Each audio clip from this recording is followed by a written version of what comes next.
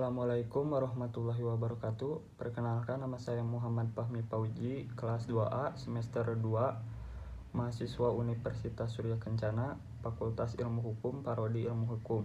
Di sini saya akan mereview kembali mata kuliah Hukum Pidana pertemuan pertama, yaitu hukum pidana atau dalam bahasa Belanda merupakan hukum publik yang mengatur hukum antara individu atau perseorangan dengan negara.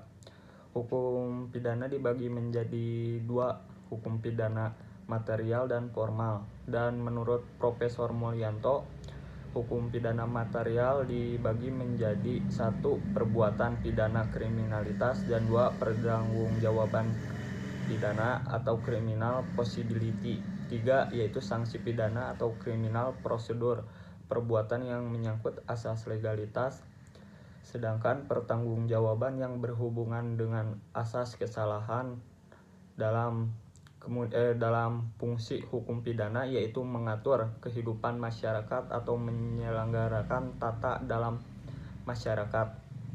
Kemudian pengertian hukum pidana atau disebut Strafrecht, hukum pidana material atau objektif secara keseluruhan, peraturan yang membuat keseharusan dan yang melanggarnya akan dikenai hukum pidana, berisi keseharusan dan larangan yang harus dilaksanakan, diatur berdasarkan asas legalitas atau criminal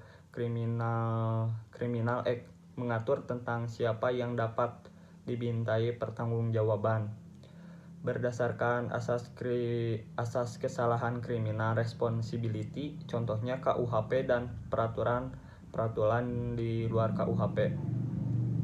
Hukum pidana normal atau hukum pidana subjektif secara keseluruhan, peraturan yang memuat hak atau negara untuk memberikan pempidanaan untuk orang yang melakukan perbuatan terlarang bagi hukum.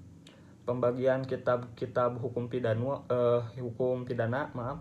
berlaku untuk seluruh lapangan, baik yang terdapat KUHP maupun luar KUHP.